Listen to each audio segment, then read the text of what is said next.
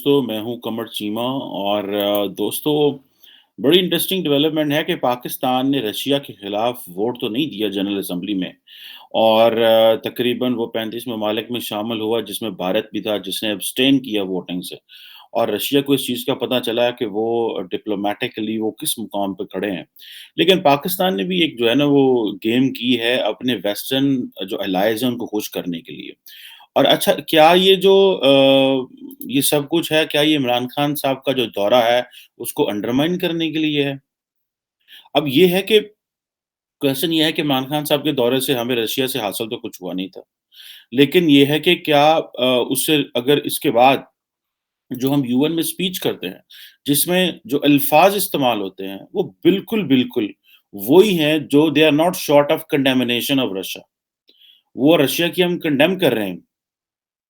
जिसे आप कहते हैं ना कि वो और जिसे मैं आपको वो टेक्स्ट समझा सकूँ जो उन्होंने बात की है। उन्होंने कहा जी पाकिस्तान जो है वो कमिट करता है fundamental principle of UN charter. अच्छा जो अक़वाम मुत्तहिदा का चार्टर है उसके if I am not wrong तो मैं उस वक़्त आई थिंक पढ़ा था 120 आर्टिकल थे, ठीक है? और वो है तो बड़ा छोटा-सा एक चार्टर है लेकिन वो बड़ा कॉम्प्रिहेंसिव है जब उसको एलैबोरेट किया जाएगा तो वो बहुत जो है वो होगा। किसी दौर में मैं इंटरनेशनल लॉ पढ़ाता रहा हूँ यूनिवर्सिटी में। सो मुझे वो थोड़ा याद है उसका। सो अब ये है कि यूएन चार्टर जो है उसका जो फंडामेंटल प्रिंसिपल्स की बात कर रहा है, ये self determination of the peoples. अच्छा जब ये सेल्फ डिटर्मिनेशन का ज़िक्र कर रहे थे तो बेसिकली हम कश्मीर का ज़िक्र कर रहे होते हैं यहाँ पे। लेकिन सेल्फ डिटर्मिनेशन जो है वो ज़ाहिर बात है क्योंकि ये हमारा भी कंसर्न है, तो हमने यूक्रेन के ऊपर भी इसको लगा दिया। अब और दूसरा बात ये है कि non use of threat of use of force. जब आप ये कहते हैं कि non use of threat of use of force जो है, अब ये तो सीधा-सीधा हम रशिया को कह रहे हैं कि जी आप तो यूज़ ऑफ फोर्स कर रहे हैं और थ्रेट भी दे रहे हैं और उसके बाद हमने कहा जी sovereignty and territorial integrity of the states कि आपने यूक्रेन की सॉवरेनिटी को भी वायलेट किया है, उनकी टेरिटोरियल इंटीग्रिटी जो किसी मुल्क की किसी होती है कि उसकी इंडिपेंडेंस होती है कि उसकी टेरिटरी जो यूएन चार्टर के अंदर या अक़वाम मुत्तहिदा ने जो को हमने बताए होते हैं कि ये यूनिवर्सली रिकॉग्नाइज्ड बॉर्डर्स हैं, उसके ऊपर वो मानते हैं। अब ये जो sovereignty, territorial integrity of the states और जब ये इस तरह के आप अल्फाज बात करते हैं यूएन चार्टर से निकाल के, तो आप सीधा-सीधा रशिया को कंडेम कर रहे होते हैं। अच्छा इसका एक और चीज़ भी है कि क्या इमरान खान साहब जो हैं, उनके विज़िट को हमारे बाबुओं ने अंडरमाइन किया है। वो इमरान खान साहब जो शायद वहाँ पे इस तरह की बात ना कर सके, यहाँ वो अंदर खाते बैठ के वो कर के आए हों, we have no idea. But the question remains कि क्या जो है ये इसको अंडरमाइन कर रहे हैं? इमरान खान साहब के जो बाबू हैं, इमरान खान साहब के जो डिप्लोमेट हैं या ये पाकिस्तान की स्टेटेड पोज़ीशन है कि हमने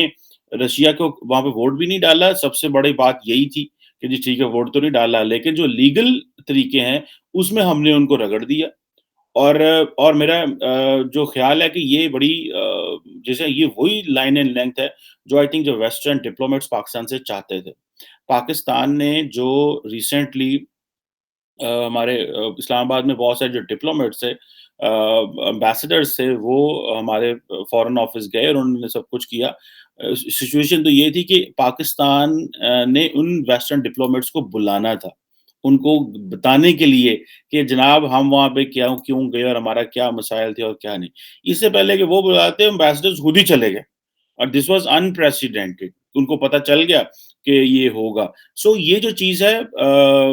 ये एक ज़ाहिर बात है एक इम्पोर्टेंट है और अच्छा जो हमारे एम्बेसडर हैं वहाँ पे उन्होंने बड़ी तगड़ी स्पीच की। अब ये स्पीच समझ नहीं आई ये रियासत-ए-पाकिस्तान की पॉलिसी है, इमरान खान साहब को अंडरमाइन किया गया है या इमरान खान साहब को ज़ाहिर बात है बताया गया होगा जी हम वोट नहीं डालेंगे लेकिन लीगली जो यूएन का चार्टर है उसकी हम बात करेंगे। इसी तरह जैसे फॉर एग्ज़ाम्पल आता है कि उन्होंने क्या नाम है एम्बेसडर साहब ने कहा जी ये फेलियर ऑफ डिप्लोमेसी है और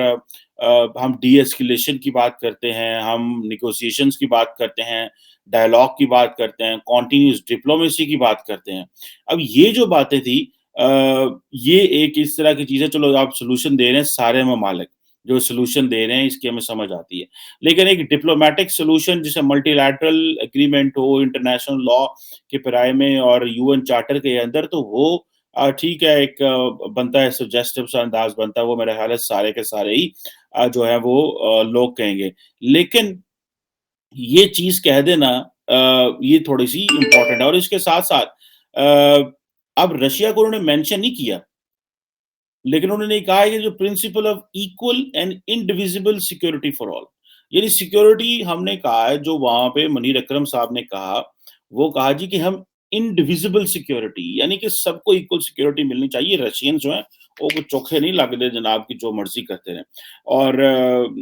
इक्वल सिक्योरिटी होनी चाहिए, इंडिविजिबल होनी चाहिए। सो मुझे ऐसे लगता है कि पाकिस्तान ने लीगैलिटी में वेस्ट को खुश कर दिया कि लीगल लैंग्वेज का इस्तेमाल कर दिया क्योंकि वो लीगल लैंग्वेज नॉर्मली तो लोगों ने समझनी नहीं है, लोगों को पता नहीं चलना। हालाँकि मैं देख रहा था कि प्राइम मिनिस्टर इमरान खान के एक एडवाइज़र हैं, वो अपनी जो उन्होंने ट्विटर पे वो लगाया हुआ था कि देखिए जी मुनीर अकरम साहब ने कितनी अच्छी स्पीच की। अब वो अंग्रेज़ी में थी, जनरल पब्लिक को समझ नहीं आनी कि क्या था और क्या नहीं था, लेकिन शायद मीडिया की हद तक ये बात रहेगी या होगी या चलेगी कि देखिए जनाब ये सब कुछ हम यहाँ पे देखें हमने वो भी कर दिया। सो ये जो self determination, use of threat of you force है, सॉवरेनिटी, टेरिटोरियल इंटीग्रिटी ये तो पाकिस्तान ने ये जो लीगल लैंग्वेज इस्तेमाल की है, ये basically to keep its Kashmir case maintained and to keep its Kashmir status alive क्योंकि मुनीर अकरम साहब को भेजा ही यूएन में गया था क्योंकि पाकिस्तान में ये एक नई थोड़ी-सी डेवलपमेंट है कि पाकिस्तान जो रिटायर्ड एम्बेसडर जो काफ़ी ओल्ड हो जाते हैं, पुराने हो जाते हैं, जिनकी रिटायरमेंट के बाद 10-10 साल गुज़र जाते हैं, वो समझते हैं कि ये शायद मौज़ू हमारे लिए होंगे और ये अच्छे से शायद वहाँ पे जाके अंग्रेज़ी बोल लेंगे या अच्छे से वहाँ से जाके अच्छी लीगल लैंग्वेज निकालेंगे और उस लीगल लैंग्वेज के ऊपर जो है शायद हम अच्छे अंदाज से जो है वो अपना केस बिल्ड कर सकते हैं। शायद वो समझते हैं कि इंटरनेशनल कम्युनिटी जो है वो लीगल लैंग्वेज और अच्छी अंग्रेज़ी को समझती है, तो इन चीज़ों को वो ज़्यादा फ़ोकस करते हैं। तो इसलिए हमने जैसे आपको पता है कि रिसेंटली हमने अपने जो एम्बेसडर साहब थे यूएस से सरदार मसूद खान साहब को भेजा, जो कि उन्होंने एक अच्छा भला माशाल्लाह टेन्योर एज़ अ डिप्लोमेट, फिर एज़ अ प्रेज़िडेंट और अब फिर एज़ अ डिप्लोमेट वो करेंगे।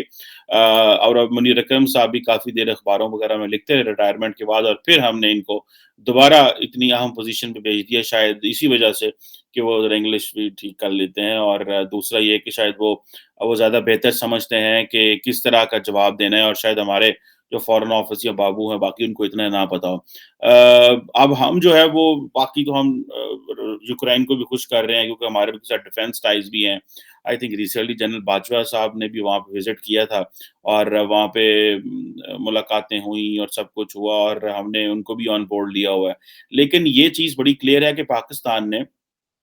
वो 141 ममालिक का हिस्सा नहीं बना, जिन्होंने वोट किया। हम वो उस 35 ममालिक का हिस्सा बने और वो 5 ममालिक जो Eritrea, north Korea, Syria, Belarus और रशिया खुद थे 4-5 जिन्होंने ये सारे वोट के अगेंस्ट किया, उसका भी हम हिस्सा नहीं बने। सो दोनों साइड को खुश कर दिया लेकिन at the end of the day आप समझ लें कि हमने बेसिकली वेस्ट को ही खुश किया है। रशियन जो हैं वो इसके they will take cognizance of this कि ये भई आप लोग जो कर रहे हैं वो हमें कल को पूछ तो सकते हैं इस हवाले से। क्योंकि एक तरफ इमरान खान साहब रशिया गए थे ताल्लुकात को ठीक करने और सुना ये जाता है कि इमरान खान साहब को एडवाइस किया गया था कि पाइन तुसी ना जाओ, मामलात खराब हो जाएँगे। फिर उन्होंने कहा यार हमारे इस तरह की चीज़ें होंगी कि अगर हम आज ना गए तो पुतिन कभी भी पाकिस्तान नहीं आएगा। तो अब हालात इस तरह के हैं तो पुतिन तो वैसे ही पाकिस्तान नहीं आ सकता कभी भी क्योंकि उनके ऊपर सैंक्शंस लगी पता नहीं क्या-क्या हो गया वहाँ पे। सो ये जो सिचुएशन है इसमें हमने बेसिकली अब्सटेन किया है फ्रॉम वोट लेकिन हमने अपनी जो डिप्लोमैटिक लैंग्वेज है या जो अपनी लीगल लैंग्वेज है उसका सहारा लिया है इमरान खान साहब के फॉरेन ऑफिस ने लेकिन इस चीज़ को भी ज़ाहिर बात है देखना है कि कितना को इमरान खान साहब को ऑन बोर्ड लिया गया होगा। क्योंकि हम यहाँ पे एक चीज़ महसूस की कि जो हमारे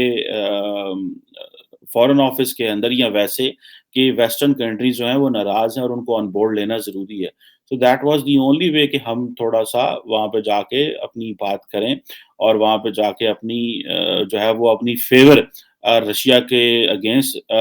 वेस्ट के कुछ दिखाएँ और रशिया के अगेंस्ट हम कुछ ना कुछ ऐसा ज़रूर कहें जिससे हमारे वेस्टर्न पार्टनर जो हैं वो खुश भी हो जाएँ, उन्हें अच्छा भी लगे और हमारी जो है वो पुरानी जो है वो नॉर्मलाइज़ेशन